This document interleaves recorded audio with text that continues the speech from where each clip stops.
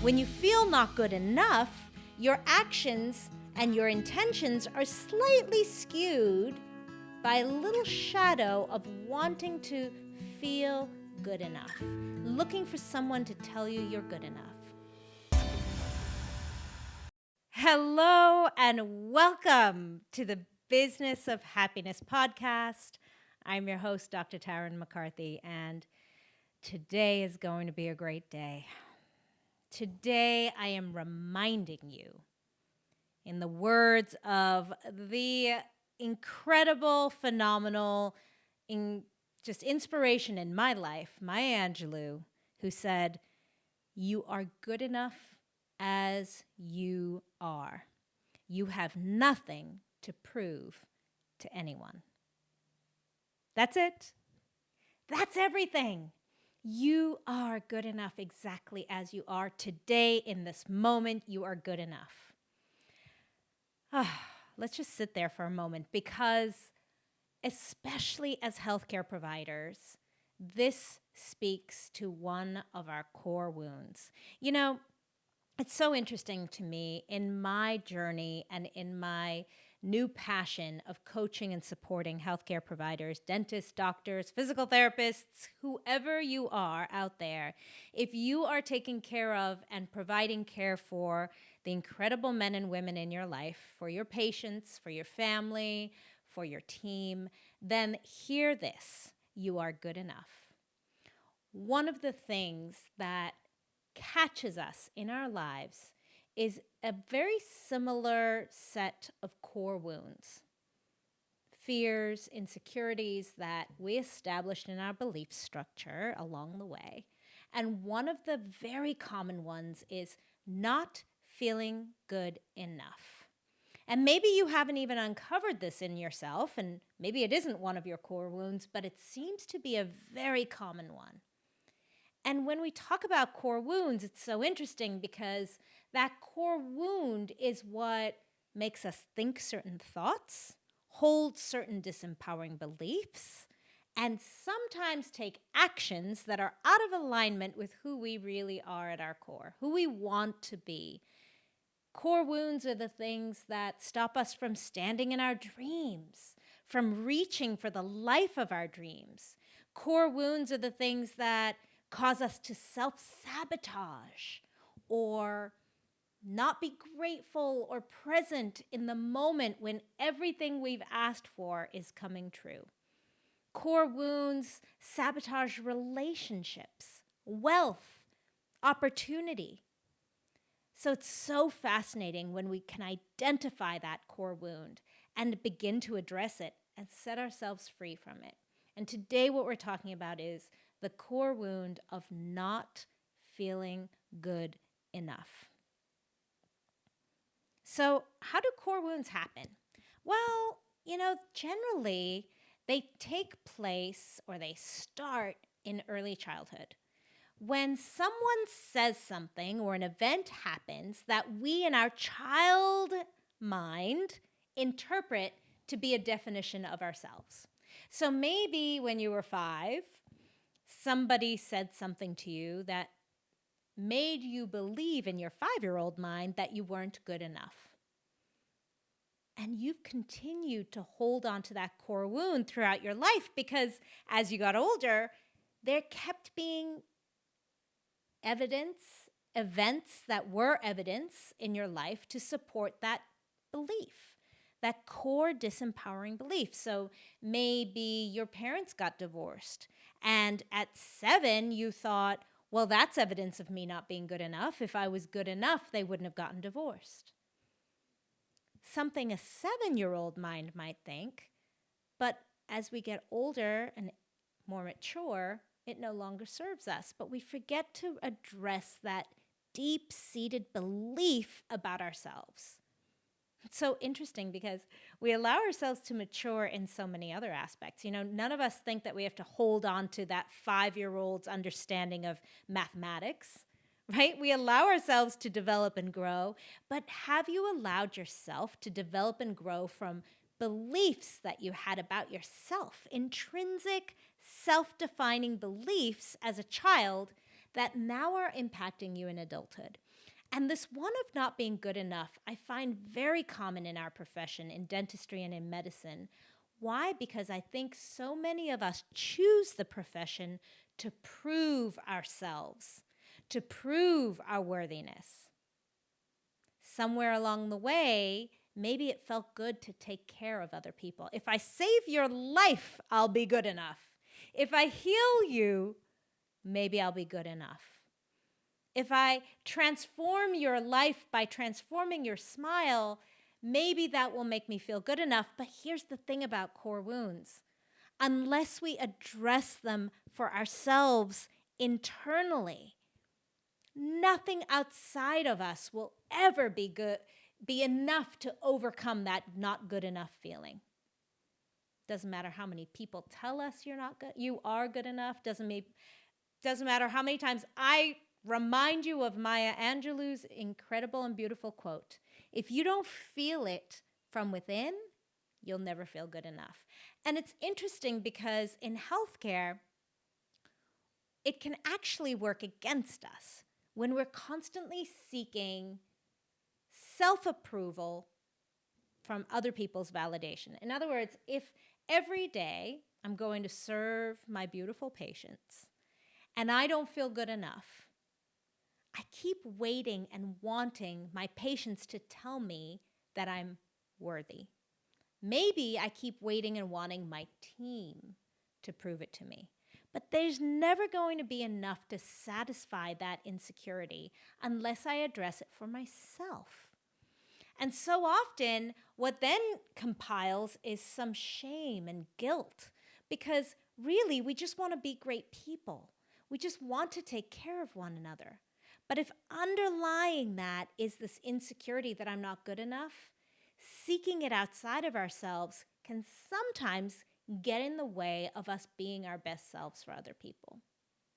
Is this beginning to ring a bell for you? So I'll give you an example because this is a core wound I most definitely have identified with. You know, I try to think back in my life where this started. And I think for me, it really was when I moved to America. When I moved to America, I was around 10 years old. And when I was living in South Africa, grew up in South Africa, I thought I was amazing.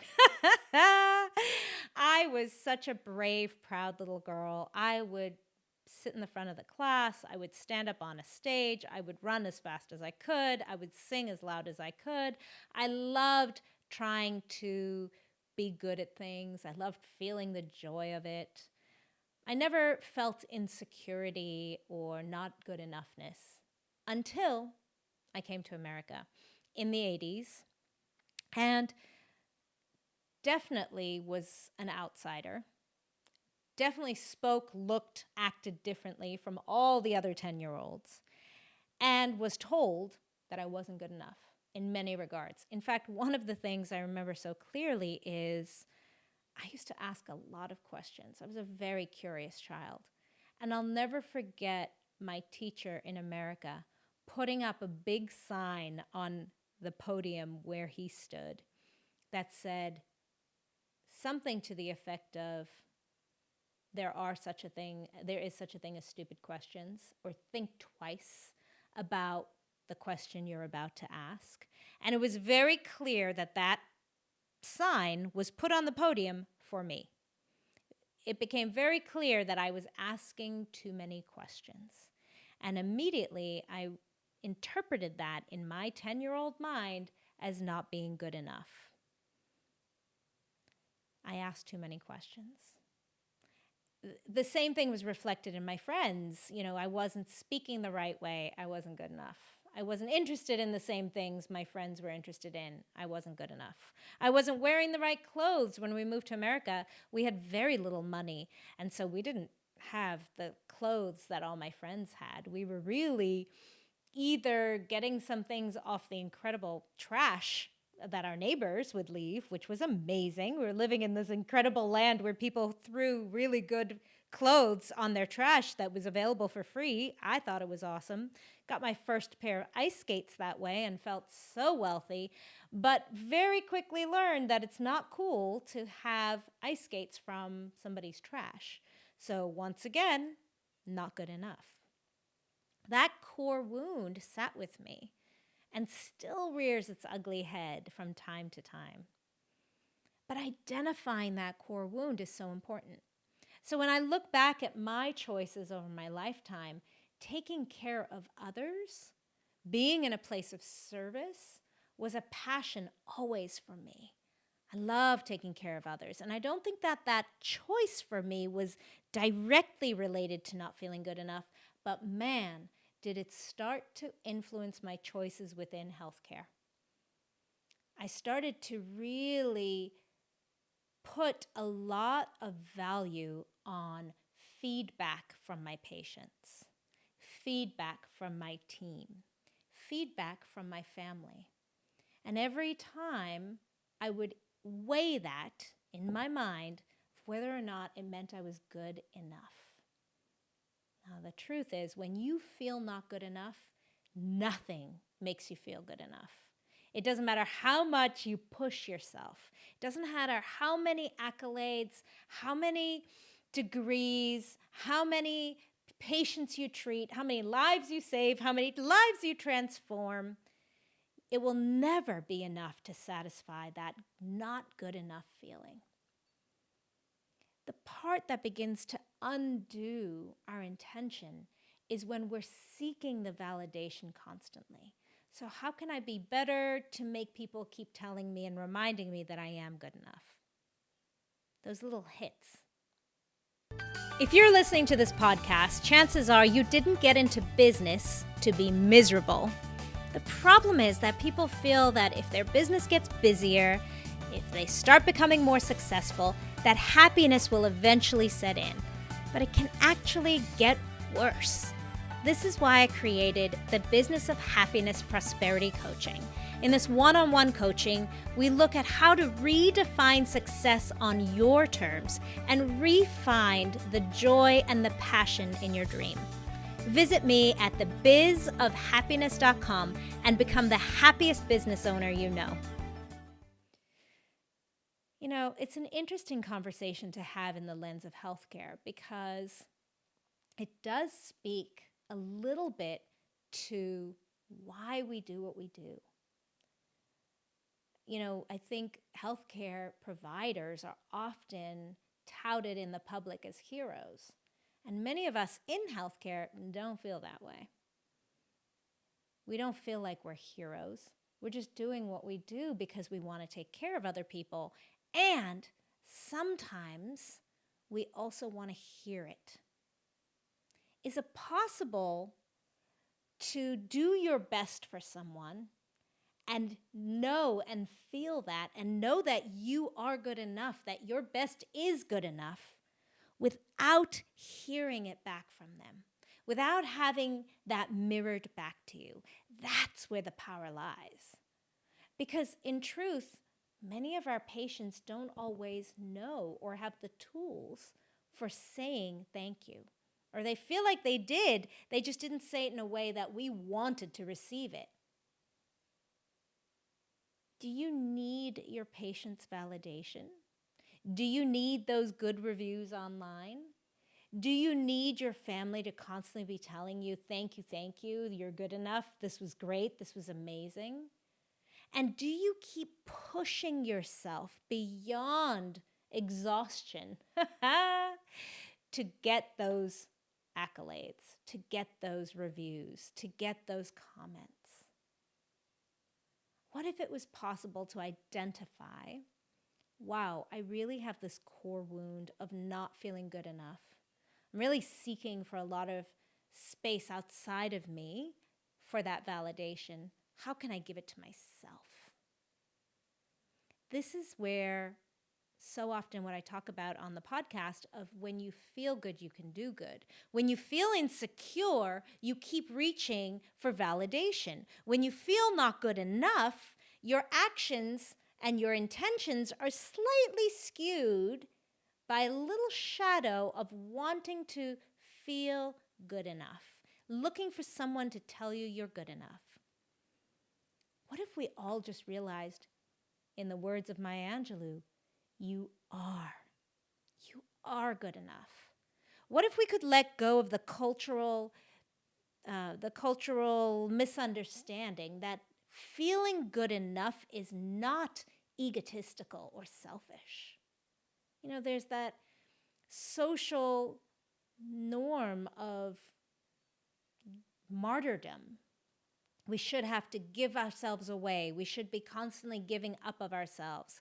Even in personal development, they always say if you want to find happiness, you'll find it in service to others. And yes, that's true.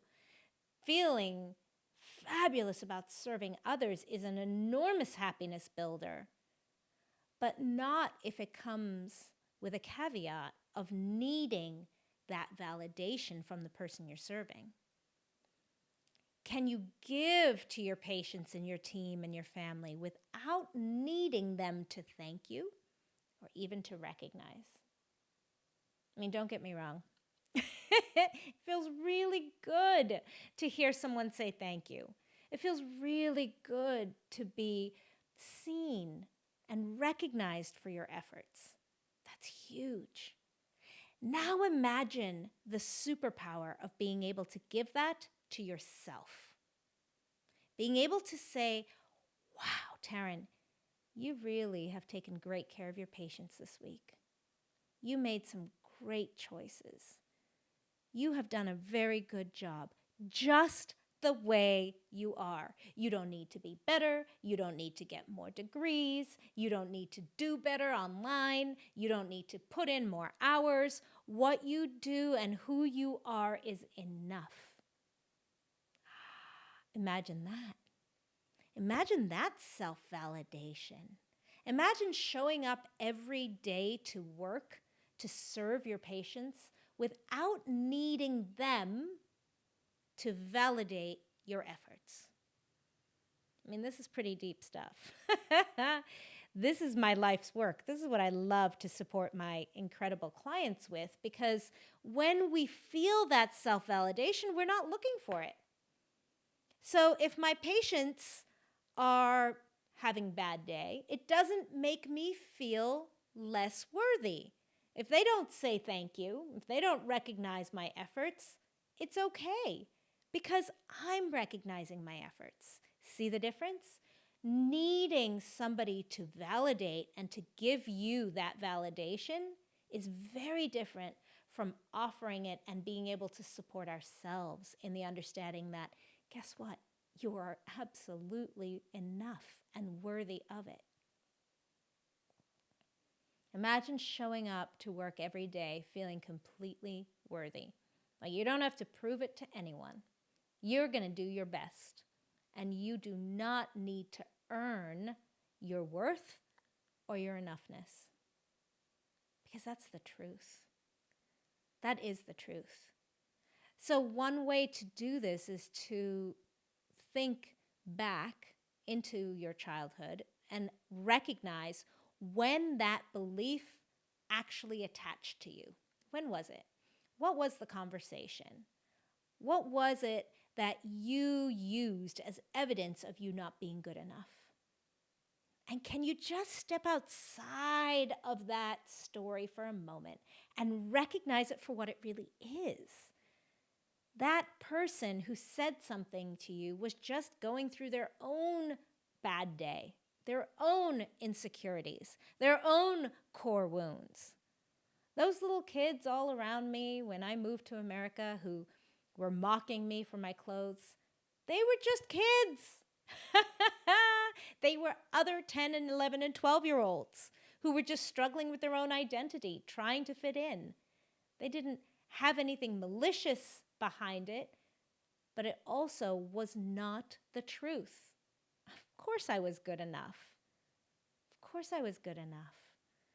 And I can let go of that misunderstanding that my 10-year-old mind took on as validation for herself. She saw that as evidence of not being good enough.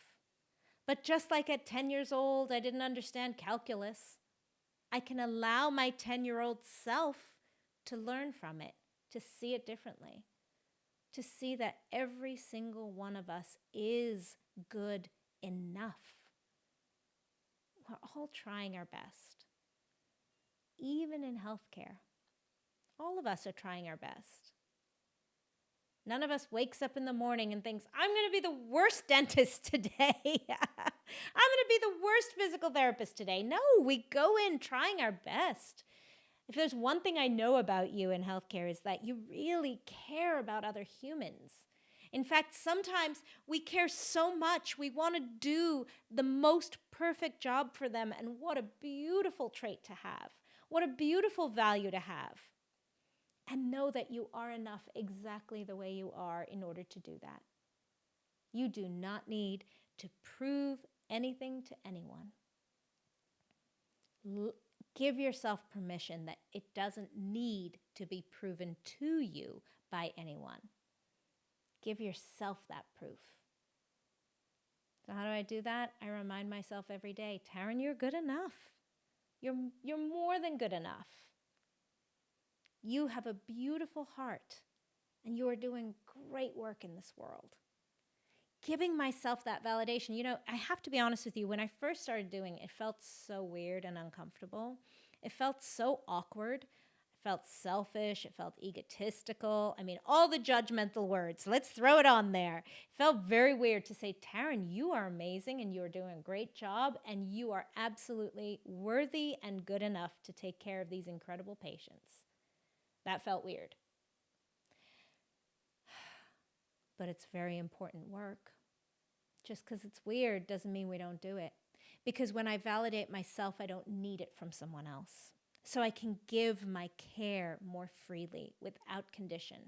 Because if I'm honest with myself, when I started out in this profession, I did it with condition, seeking other people's approval, seeking other people's validation, seeking other people's evidence that I was good enough. Instead of taking that responsibility for myself. And that is the ultimate responsibility. Taking responsibility for our own emotions, our own thoughts, our own beliefs, and most importantly, our own actions.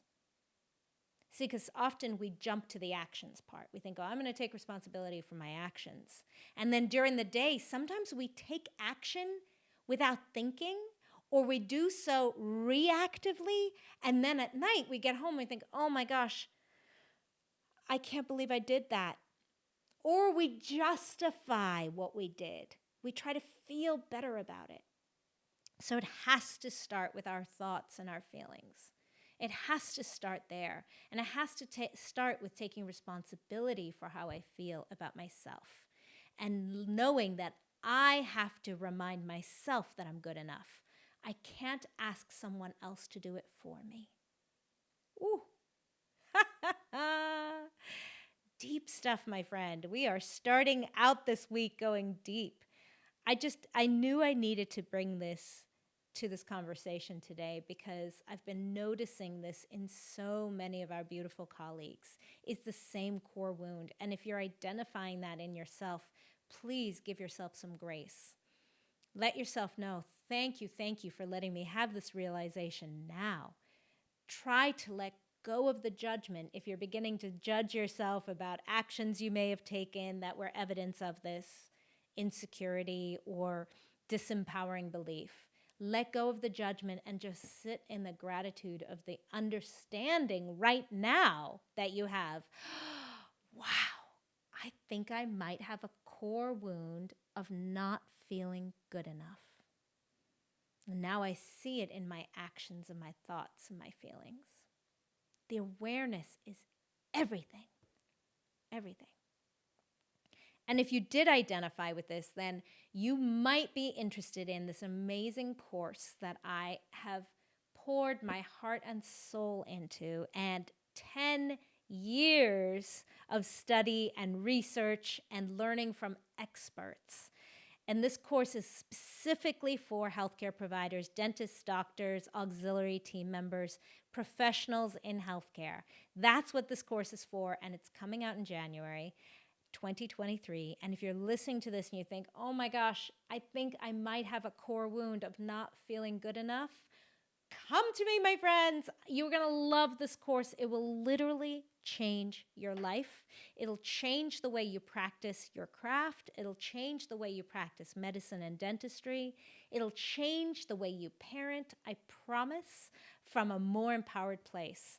I am living proof of it. Not one thing I teach in this course I have not used for myself in my own life and seen the transformation of it. So please, if you are interested, send me an email, Tarryn at drtarrynmaccarthy.com. So it's TARRYN at DRTARRYNMACCARTHY.com. Tarryn at drtarrynmaccarthy.com. I will put you on the wait list. I am only taking a small number of people in this cohort for this course because there is a group component. Everyone in healthcare is welcome, and we are keeping it small. So if you want to be on the wait list, definitely send me an email, and I will be sure to do so and send you the information about it. It is called Radical Happiness for Practitioners. And like I said, it is just for healthcare providers. One of the things that we'll be talking about is understanding our core wounds and recognizing how it influences us in our delivery of healthcare to our patients, and also in how we lead our teams, how we lead our families, how we interact with our family members. And once we can take back that awareness, once we can own that awareness and that responsibility for our own happiness, that's when we can actually be our best for our patients and our families and ourselves. Because I believe in my core that when you feel good, that's when you can do good. Until next time, bye-bye.